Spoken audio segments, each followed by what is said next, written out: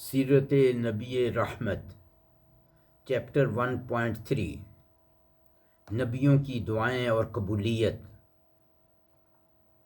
اللہ تعالیٰ نے ہر نبی کی ایک خاص دعا کو شرف قبولیت بخشا۔ مثلا حضرت نوح علیہ السلام نے سالہ سال کی تبلیغ کے بعد دعا فرمائی۔ سورۃ نوح آیت نمبر 26۔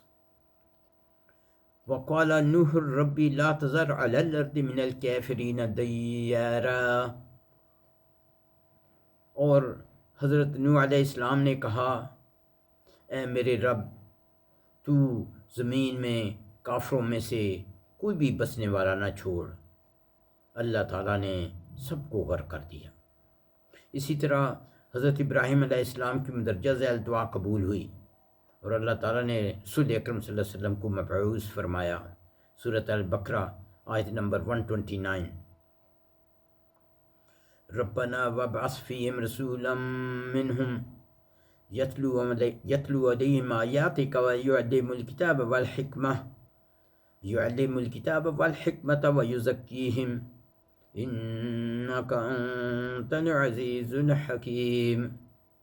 اے ہمارے رب، اور انہی میں سے ایک رسول بھیج، وہ ان پر تیری آیتیں پڑھے اور انہیں کتاب اور حکمت یعنی حدیث سکھائے، اور انہیں پاک کر دے، اور انہیں ظاہری اور باطنی گندگیوں سے پاک کر دے۔ بے شک تو ہی غلبے والا حکمت والا ہے۔ اس لیے آپ صلی اللہ علیہ وسلم نے فرمایا کہ میں اپنے باپ حضرت ابراہیم علیہ السلام کی دعا کے باعث مبعوث ہوا ہوں۔ حضرت موسیٰ علیہ السلام نے فرعون کے بارے میں یہ دعا فرمائی۔ سورۃ یونس آیت نمبر 88۔ وقال موسیٰ ربنا انک اتیت فرعون وملأہ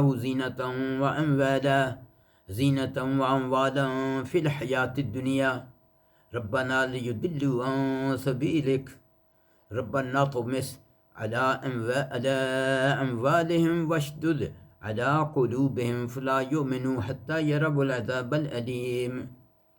اور حضرت موسیٰ علیہ السلام نے عرض کیا، اے ہمارے رب، بے شک تو نے فرعون اور اس کے سرداروں کو دنیا کی زندگی میں زینت اور بہت سے مال دیے ہیں۔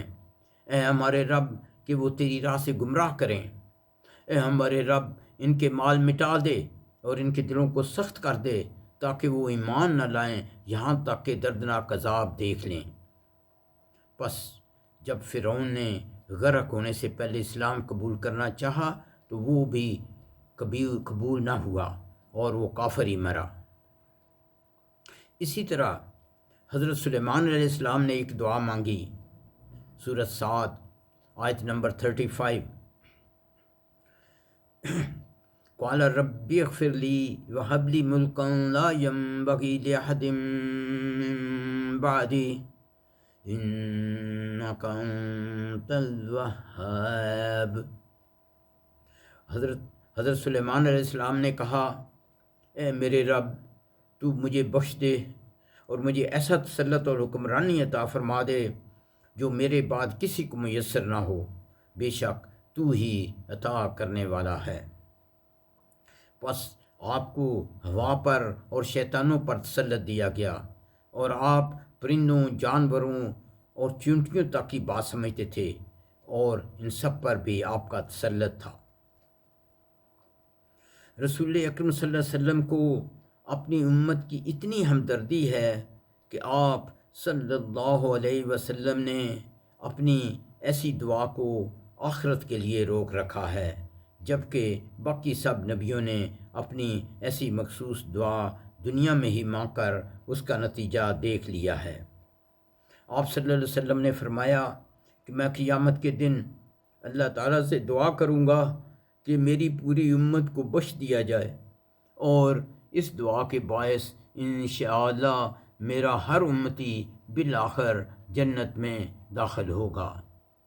اس سے واضح ہے کہ آپ کو اپنی امت سے کتنی محبت اور ہمدردی ہے۔ بس ہمارے لیے ضروری ہے کہ ہم بھی آپ سے مخلصانہ محبت کریں اور آپ کے احکام کی پیروی کریں۔ ربنا تقبل منا انک انت السمیع العلیم وتب علینا انک انت التواب الرحیم۔